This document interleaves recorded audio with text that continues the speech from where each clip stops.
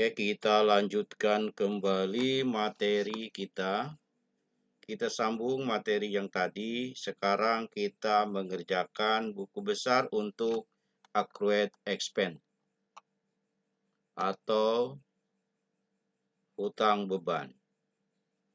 Oke, di sini saldo awal sudah masuk. Kemudian yang berikutnya untuk accrued expense itu dari purchase journal. Jurnal pembelian. Coba kita lihat, adakah accrued expense? Purchase journal.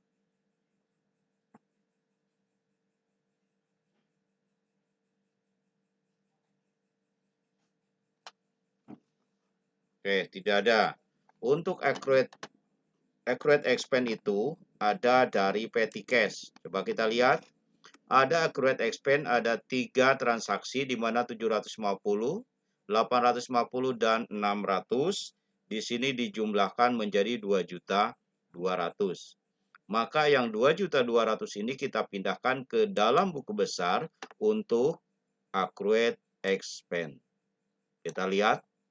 Angka yang diperoleh adalah debit 2.200.000 sehingga saldo kredit berkurang menjadi 400.000.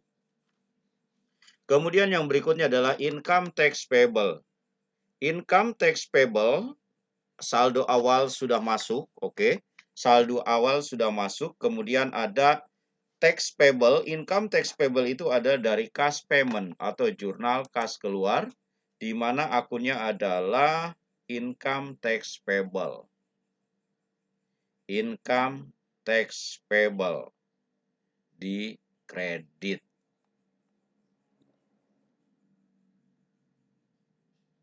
Sebesar 185.000. Ini dia income tax payable. Kita masukkan ke dalam buku besar.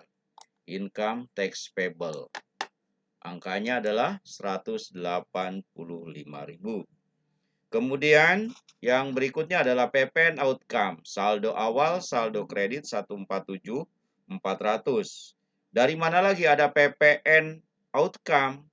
PPN outcome diperoleh dari sales journal. Kita lihat. Jurnal penjualan. Sales journal untuk PPN outcome. Ini dia PPN outcome sebesar 16.220. Kita pindahkan ke dalam buku besar untuk income atau PPN outcome. Masukkan 16.220 di kredit, maka saldo kredit akan bertambah. Kemudian dari mana lagi ada PPN outcome, yaitu dari kas resep atau kas masuk. Coba kita lihat. Ada PPN outcome. Ini dia. PPN outcome 2760. 2760 ini adalah PPN outcome. Maka kita masukkan ke dalam buku besar. Di sini adalah PPN outcome. Di kredit 2.760, maka saldo kredit menjadi bertambah. Oke, kemudian untuk PPN income.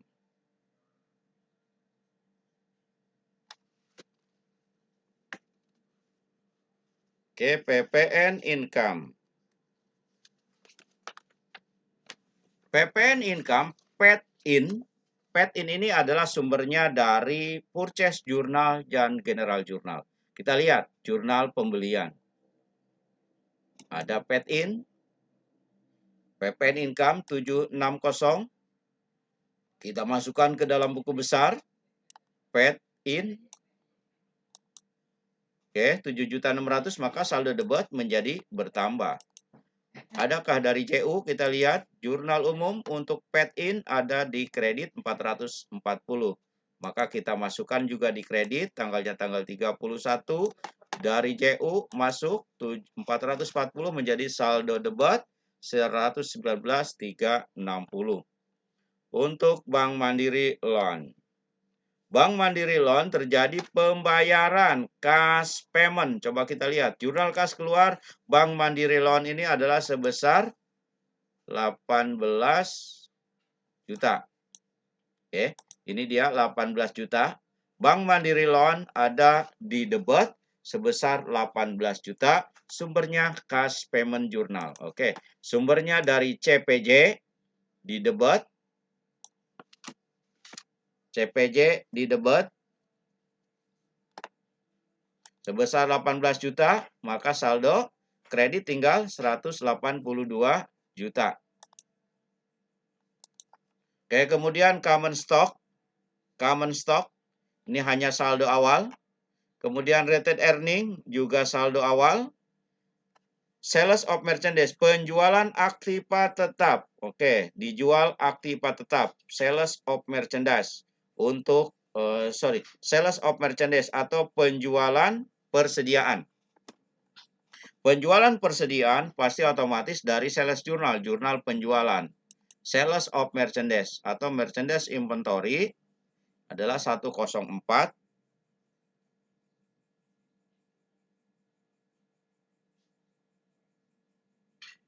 Oke, ini sales ya, penjualan. Oke, penjualan sales of merchandise ini adalah sales installment, ini adalah sales of merchandise. Oke.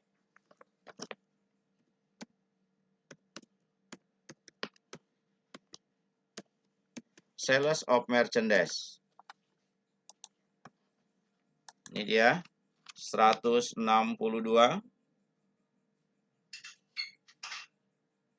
dari sales journal. Maka kita masukkan tanggalnya tanggal 31 sales journal. Posisi ada di kredit, maka saldo kredit menjadi bertambah. Kemudian ada juga penjualan dari kas masuk, kas receipt journal. Penjualan tunai, merchandise inventory adalah ada sebesar, oke, kita lihat 27.600 sales of merchandise. Oke, sales of merchandise atau penjualan ini sales of merchandise 27.600 ini yang akan kita masukkan. Sales of merchandise dari kas masuk, kas resep jurnal 27.600 sehingga penjualannya itu adalah 1298800. Ini penjualannya.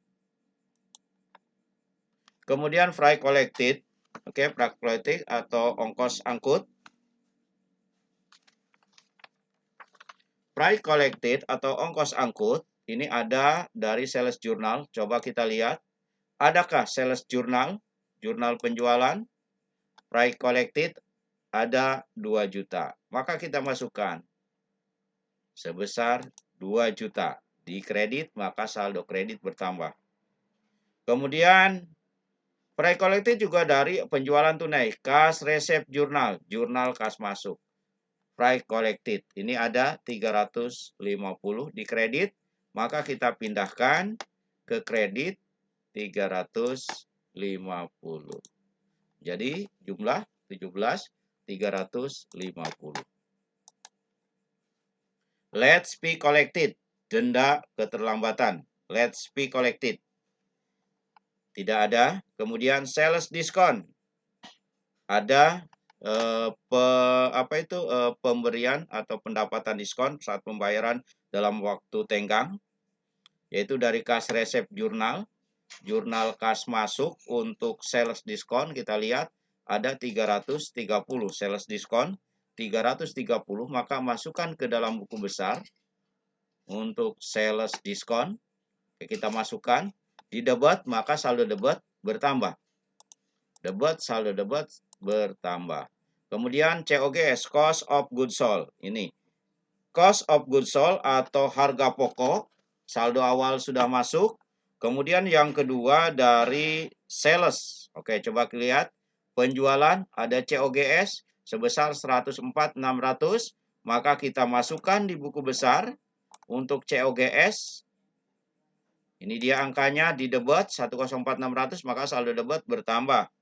Selain dari sales journal, ada juga penjualan tunai, kas resep jurnal. Coba, kas masuk COGS adalah 18 juta. Maka kita pindahkan di sini 18 juta. Sehingga total adalah 76 9. Ini yang akan menjadi saldo akhir. Kemudian freight collected hanya saldo awal. Purchase diskon ini ada pada saat terjadi pembelian maka akan mendapatkan diskon. Di mana kalau pembelian dengan kredit awalnya berarti kita memiliki hutang, sekarang hutang dibayar berarti kas keluar. Namanya adalah purchase diskon. Ada 1.760.000. Ini dia 1.760.000 dari kas payment. Oke, kita lihat. Angkanya adalah sebesar 1.760.000, maka saldo kredit bertambah menjadi 3.940. Beban iklan. Oke, ada beban iklan dari petty cash. Oke, dari petty cash yaitu beban iklan.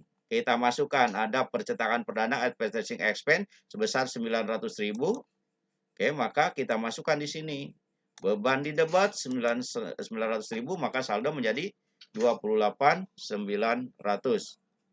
Kemudian in-store promotion hanya saldo awal.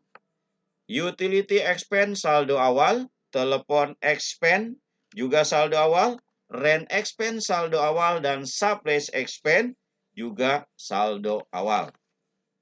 Kemudian yang terakhir ada maintenance and repair. Maintenance and repair. Oke. Maintenance and repair adalah perbaikan. Ini ada dari petty cash. Kita lihat petty cash. Maintenance and repair sebesar 900.000, maka kita masukkan di sini di debit sebesar 900.000.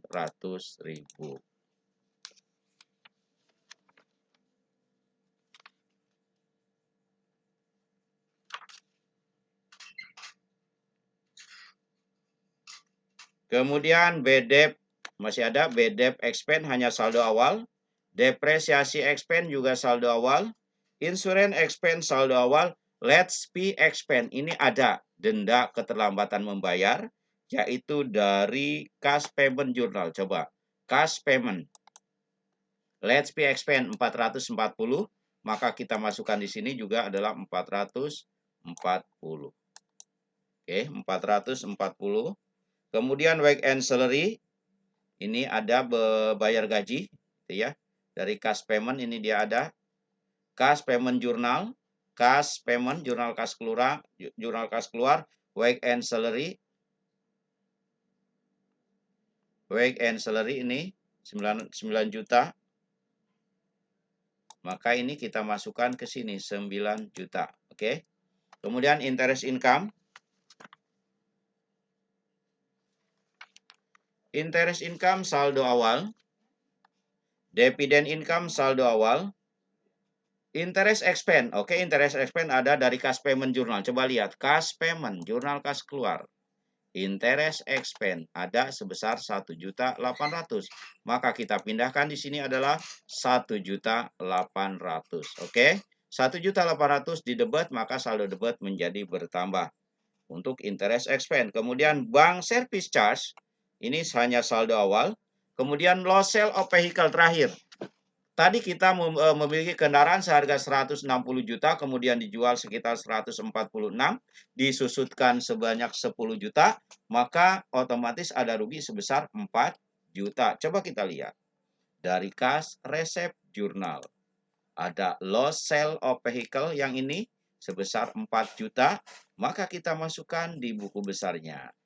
Tanggalnya tanggal 31 dari cash receipt journal, yaitu loss sale of vehicle sebesar 4 juta. Oke, pembahasan untuk buku besar sudah selesai. Pertemuan berikutnya akan kita lanjutkan dalam membuat atau merekap saldo dari buku besar menjadi neraca saldo. Terima kasih. Assalamualaikum warahmatullahi wabarakatuh.